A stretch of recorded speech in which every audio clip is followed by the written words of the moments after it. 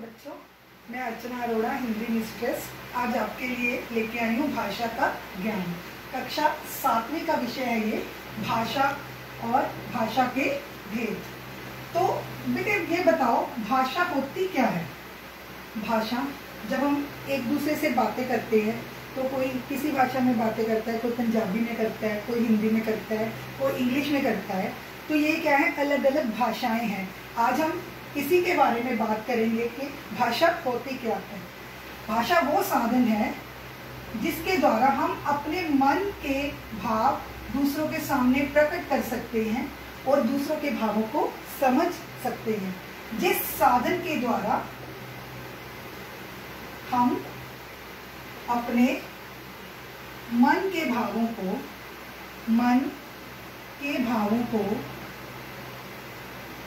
दूसरों के सामने प्रकट करते हैं,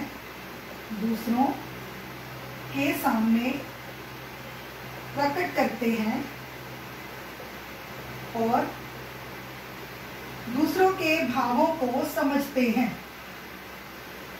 उसे हम क्या कहते हैं? भाषा।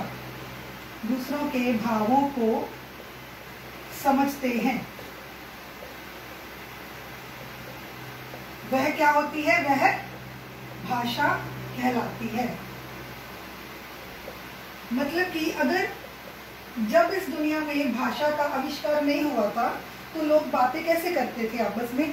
संकेतों से, इशारों से, इशारे करके, वो ऐसे इशारा करके एक दूसरे को समझाते थे। धीरे धीरे मनुष्य की सभ्यता का विकास हुआ और भाषा का जन्म हुआ। अलग अलग जगह पर रहने वाले लोगों ने अलग अलग भाषा बोलना और समझना शुरू कर दिया। तो इस तरह से जिस साधन के द्वारा हम ये कह सकते हैं कि हम अपने मन के भावों को, अपनी बातों को दूसरों तक पहुंचाते हैं और दूसरों की बातों को समझते हैं, वो भाषा कहलाती है। जैसे आप मेरी बात समझ रहे हो ना, तो हमारे बीच में कॉन्वर्सेशन, संवाद हो रहा है किस भाषा के द्वारा?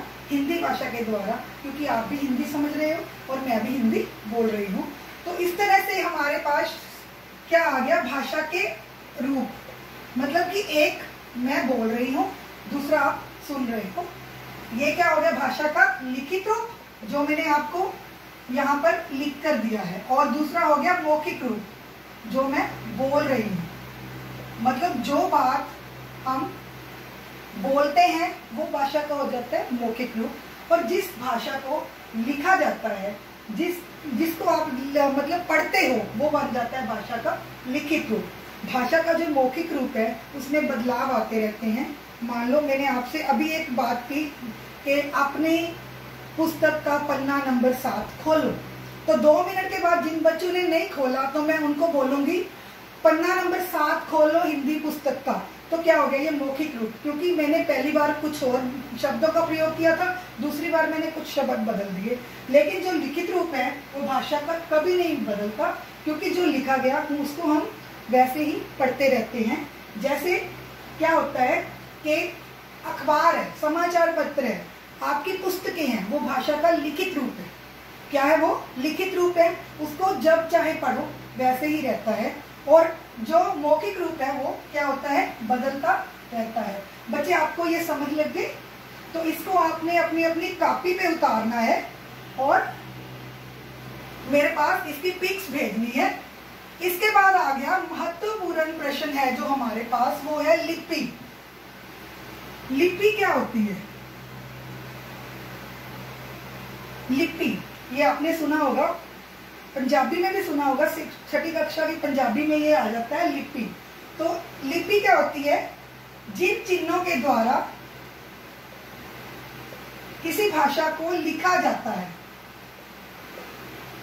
वह क्या कहलाती है? लिपि। किसी भाषा को लिखा जाता है वह लिपि कहलाती है, वह लिपि कहलाती है। तो ये जो हमारे चिन्ह है, स, क, बड़ा आ, ये क्या है? लिपि है हिंदी भाषा की। हिंदी भाषा की लिपि को एक नाम दिया जाता है, वो कौन सा है? देवनागरी। हिंदी की लिपि को क्या कहा जाता है? देवनागरी। तो हमारे पास यहाँ पर 3 प्रश्न बन रहे हैं। पहला प्रश्न है भाषा। भाषा क्या है? भाषा वह साधन है जिसके द्वारा हम अपने भावों को दूसरों के सामने व्यक्त करते हैं और दूसरों के भावों को समझते हैं। भाषा के 2 रूप होते हैं, मौखिक और लिखित। मौखिक रूप जो है उसका रूप बदलता रहता है, लिखित जो है वो वैसा ही रहता है, परिवर्तनशील नहीं है। उसके बाद आ जाता है लिपि। भाषा के लिखने के लिए जिन चिन्हों का प्रयोग किया जाता है वो लिपि कहलाते हैं। हिंदी की लिपि है देवनागरी। थैंक यू बेटा।